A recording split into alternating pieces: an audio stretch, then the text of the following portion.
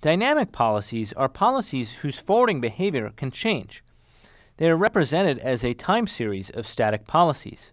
The current value of the policy at any time is self.policy. A common programming idiom in Pyretic is to set a default policy and then register a callback that updates that policy. In the assignment, you'll create a similar topology that you created in the POX assignment, but we'll now use Pyretic to implement a simple switch and firewall. In Pyretic, every first packet with a new source MAC address at the switch is read by a query.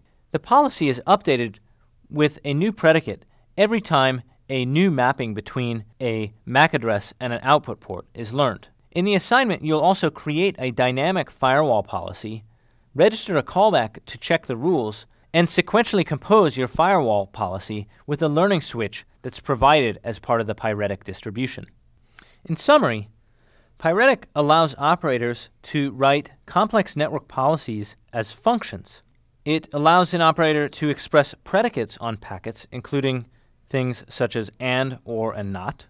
It provides the capability to specify and modify virtual packet headers as packet metadata, and it provides ways to compose complex network policies from simpler independent ones.